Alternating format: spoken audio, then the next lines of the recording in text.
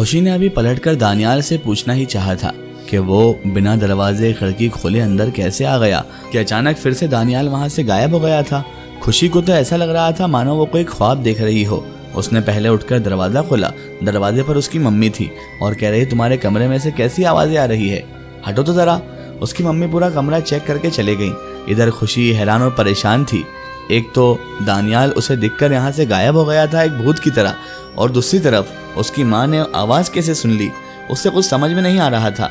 खुशी की mummy check करके वापस चली गई और कहने लगी, देखो खुशी, ऐसी वैसे कोई हरकत करने की कोशिश ना करना, वरना हमसे बुरा कोई नहीं होगा। इतना कहकर उसकी वालदा यानी उसकी माँ तो वहाँ से चले गई, लेकिन खुशी अब और ज़्यादा परेशान हो चुकी थी। दानियाल का इस तरह से बिना खिड़की दरवाजे खोले अंदर आ जाना और फिर से गायब हो जाना खुशी के कुछ पल्ले नहीं पड़ रहा था। खुशी बहुत घबराई हुई थी और उसके अंदर अब खौफ तारी हो रहा था। वो सोच रही थी कहीं उसकी मेंटल हालत ख़राब तो नहीं हो गई, कहीं खुशी पागल वागल तो नहीं हो गई। अपने आप को ऐसा ही सोचते हुए अभी वो कुछ कंफर्ट फील ही करती कि अचानक उसे फिर से दानियाल की आवाज़ सुनाई दी, खुशी तुम बिल्कुल ठीक ही सोच रही हो, मैं बिना दरवाजे खिड़की के ही तुम्हारे कमरे में आ गया था। खुशी ने जैसे ही आवाज़ सुनी अचानक वो डर गई और पलट कर देखा, दानियाल फिर से सामने था। खुशी कहने लगी, कौन हो तुम और ये कैसे कर रहे हो, तुम बिना दरवाजे खिड़की के अंदर आ रहे हो, आखिर तुम हो कौन, कहीं तुम कोई भूत तो नहीं हो। दानियाल ये सुनकर मुस्कुराने लगा। दानियाल कहने लगा, तुमने मुझे सही पहचाना, लेकिन मैं भूत नहीं हूँ खुशी, मैं इस दुनिया से नहीं हूँ।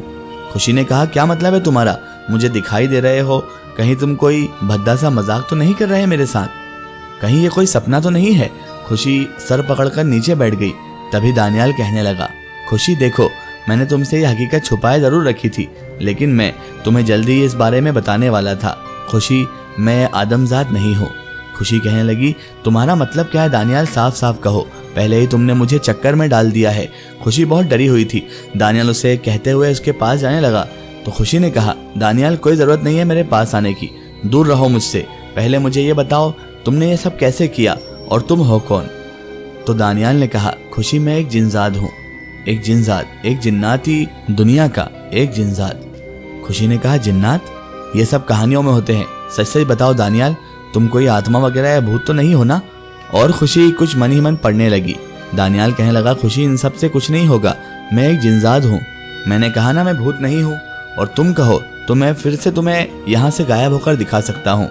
इतने में दानियाल ने चुटकी बजाई और फिर से वहाँ से गायब हो गया। खुशी अब और ज़्यादा खौफ के मारे डर गई थी। जैसे ही दानियाल फिर से खुशी के सामने आया, खुशी ये सब देखकर बेहोश हो गई। बहुत देर बाद जब खुशी की आंख खुली तो उसके मम्मी पापा उसके आसपास मौजूद थे। सुबह हो चुकी थी और खुशी सुबह सवेरे अपने रूम में बेहोश पड़ी हुई थी। उसके माता पिता ने उसे उठाया और उसकी मम्मी पूछने लगी, क्या हुआ खुशी, तुम्हारी तबीयत तो खराब नहीं है, जब हम कमरे में आए तो तुम फर्श पर गिरी पड़ी थी, हमने तुम्हें उठाया, बेड पर लिटाया और तुम बार बार यही बड़बड़ा रही थी, ऐसा नहीं हो सकता, और बार बार जिन्नातों का नाम ले रही थी। तुम्हारी तबीयत तो ठीक है ना खुशी, कहीं तुम देर रात तक मोबाइल में हॉरर वीडियोस तो नहीं देख रही हो। खुशी उठी और कहने लगी, मम्मी आप लोग कब आए और टाइम क्या हो रहा है। खुशी की मम्मी ने कहा, सुबह के 11 बज रहे हैं और हम तेरे कमरे में हैं और हम 4 घंटे से तुझे उठाने की कोशिश कर रहे हैं। खुशी आखिर हुआ क्या था। खुशी कहने लगी, मम्मी रात को अचानक तभी खुशी को सारा वाकया याद आ गया। अगर वो वाकया मम्मी को बताती तो दानियाल से मिलने की उसकी जो तड़प थी और उसकी जो इच्छा थी वो और दब जाती, और उसे तो अभी खुद नहीं पता था कि दानियाल और उसकी मुलाकात हुई थी या कोई सपना देख रही थी वो, क्योंकि खुशी जब उठी थी तो उसे ऐसा लग ही नहीं रहा था कि रात का वाकया सच हो सकता है। खुशी ने कहा, कुछ नहीं मम्मी, वो अचानक मुझे चक्कर आ गए थे। खुशी की मम्मी कहने लगी, चलो फिर डॉक्टर के पास चलो। खुशी ने कहा, नहीं अब मैं थोड़ा बेटर फील कर रही हूँ, अगर फिर से ऐसा लगता है तो हम डॉक्टर के पास चलेंगे। खुशी की मम्मी ने कहा, ठीक है बेटा, लेकिन ऐसा कुछ लगे तो हमें ज़रूर बताना, हम फटाफट डॉक्टर के यहाँ जाकर ट्रीटमेंट लिखवा लेंगे। खुशी ने कहा, ठीक है मम्मी। उसके मम्मी पापा वहाँ से चले गए। अब खुशी बेचारी यही सोच रही थी कि रात का वो ख्वाब था या हकीकत, लेकिन जब खुशी को उसके मम्मी पापा ने बताया कि वो फर्श पर गिरी पड़ी थी तो उसे इतना तो यकीन हो गया था कि रात को होने वाला हादसा कोई ख्वाब नहीं था। हो ना हो, दानियाल इंसानी वजूद तो हो ही नहीं सकता। अब खुशी दिन भर इसी कश्मकश में लगी हुई थी। कॉलेज उसे जाना नहीं था, खाने पीने में उसका दिल नहीं लग रहा था। खुशी यही सोचे जा रही थी कि आखिर इसके पीछे क्या राज है, दानियाल मुझसे क्या छुपा रहा है, क्या वाकई दानियाल एक जिन्नात है। जिन्नात और ये तो सब कहानियों में होते हैं। मैंने तो भूत प्रेत के बारे में, आत्माओं के बारे में सुना था, लेकिन ये जिन्नाती वजूद कुछ समझ नहीं आ रहा था। उसने इंटरनेट पर जिन्नातों के बारे में बहुत कुछ सर्च किया और जब उसे जिन्नातों के बारे में थोड़ी डिटेल मिली तब जाकर उसे थोड़ा थोड़ा मामला समझ में आने लगा। अब खुशी बहुत डरी हुई थी। वो दानियाल से जो मोहब्बत करती थी वो तो पता नहीं कहाँ चले गई थी, लेकिन दानियाल का खौफ और डर उसके दिल में बैठ चुका था। अब वो बहुत ज़्यादा अपने आप को अकेला महसूस कर रही थी और बहुत ज़्यादा मुसीबत में भी खुद को महसूस कर रही थी। उसे डर लग रहा था कि दानियाल कहीं ऐसा वैसा कुछ उसके साथ ना कर दे।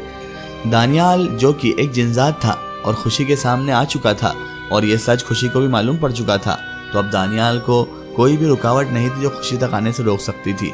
रात हुई, फिर से अंधेरी छा गई और खुशी यहाँ डर के मारे बेड पर लेटी हुई अपने आप से ही बातें कर रही थी। दानियाल ने ऐसा क्यों किया? उसने मुझे शुरू से क्यों नहीं बताया कि वो एक जिनजात है और कहीं वो मेरा कुछ गलत फायदा तो नहीं उठाना चाहता? यही सब कुछ सोच रही थी कि दानियाल की आवाज़ उसके कानों से टकराई। खुशी, मेरे बारे में ही सोच रही हो ना? खुशी उठकर बैठ गई। तकिए को जकड़कर वो कहने लगी, दानियाल तुम मुझसे दूर रहना, तुम एक जिन्नात हो, तुम्हारा और मेरा कोई मिलाप नहीं, तुम मुझसे दूर रहो और चले जाओ यहाँ से, मुझे तुमसे कोई बात नहीं करनी। दानियाल कहने लगा, खुशी तुम्हारी मोहब्बत बस इतनी ही थी कि मेरी हकीकत मालूम होते से ही तुम मुझसे दूर होने की बातें कर रही हो? अगर मैं तुमसे दूर हो जाऊं तो क्या तुम मेरे बगैर रह लोगी? खुशी चुपचाप हो गई और कहने लगी, मुझे कुछ नहीं पता, तुमने मुझसे इतना बड़ा राज कैसे छुपाया? दानियाल कहने लगा, खुशी कभी तुमने मुझसे पूछा ही नहीं और मैं नहीं चाहता था कि मेरे इस राज की वजह से तुम मुझसे मोहब्बत करना बंद कर दो। अगर तुम्हें यह पता होता तो तुम शुरू में ही दूरी इख्तियार कर लेती और ना ही हम मोहब्बत के इस रिश्ते में बन पाते। खुशी ने कहा, कोई मोहब्बत नहीं है हमारे बीच में, तुमने मुझे धोखा दिया है। दानियाल कहने लगा, मैंने तुम्हें कोई धोखा नहीं दिया खुशी, अगर तुम चाहो तो मुझे कोई भी सज़ा दे दो, लेकिन इस तरह जुदाई की सज़ा में मुझे मुब्तला ना करो। खुशी ने कहा, चले जाओ यहाँ से। दानियाल कहने लगा, देखो खुशी, अगर मेरी नीयत में खोट होता तो क्या मैं तुम्हारे साथ कुछ गलत नहीं कर सकता था? जिन्नात होने के बावजूद, इतनी गैबी ताकत होने के बावजूद मैंने तुमसे मोहब्बत की। मैं चाहता था तुम्हारे ऊपर तिलिस्म करके, तुम्हारे ऊपर अपनी ताकत का इस्तेमाल करके भी तुम्हें अपना दीवाना बना सकता था, तुम्हारा गलत फ़ायदा उठा सकता था, तुम्हारा इस्तेमाल कर सकता था, लेकिन मैंने ऐसा नहीं किया। फिर भी खुशी, अगर तुम्हें ऐसा लगता है कि मैंने गलत किया तो जैसी तुम्हारी मर्जी। इतने दिन से हमारी मुलाकात नहीं हुई थी, मैं तुम्हें परेशान हाल नहीं देख सकता था, इसीलिए मैं तुम्हारे सामने इस तरीके से आ गया और वैसे भी मुझे तुम्हें अपने बारे में सब कुछ बताना था, इसीलिए मैंने ये सब कुछ किया। और उसके बाद भी अगर तुम मुझे गलत समझती हो तो खुशी ठीक है, मैं चला जाऊंगा, लेकिन कभी भी तुम्हें अगर ऐसा लगे कि मैं कहीं ना कहीं सच था तो मुझे माफ़ करना। इतना कहकर अचानक खुशी के सामने से दानियाल गायब हो गया। खुशी अभी दानियाल से कुछ कहने ही वाली थी कि इतनी देर में दानियाल वहां से चला गया। खुशी ने दानियाल को आवाज़ दी, बहुत सारी बार उसे पुकारा, लेकिन वो आने का नाम नहीं ले रहा था। खुशी को अपनी इस बचकानी हरकत पर अब अफसोस भी हो रहा था, लेकिन वो भी क्या करती, आखिर थी तो वो भी एक इंसान और उसने जो किया वो नेचुरली उसके अंदर से निकला था। इसीलिए खुशी को अब पछतावा हो रहा था। वो दानियाल की बातों पर गौर करने लगी। उसे बार बार वो बातें सताने लगी कि अगर दानियाल चाहता तो मेरे साथ बहुत कुछ गलत कर सकता था, लेकिन उसने मुझसे सिर्फ मोहब्बत की, सिर्फ और सिर्फ खालिस और सच्ची मोहब्बत। खुशी को अब अपने आप पर पछतावा हो रहा था। वो दानियाल को बार बार पुकार रही थी, उसके आंसू लगातार गिर रहे थे, लेकिन अब उसके आंसू और उसकी बातों को सुनने वाला, देखने वाला वहाँ पर कोई भी मौजूद नहीं था। बहरहाल खुशी रोते रोते न जाने कब सो गई और उसे ख्वाब में भी सिर्फ और सिर्फ दानियाल के ही ख्वाब आने लगे। जब सुबह नींद खुली तो सुबह के 10 बज चुके थे। रोते हुए वो सो गई थी, उसकी आंखें सूजी हुई थी।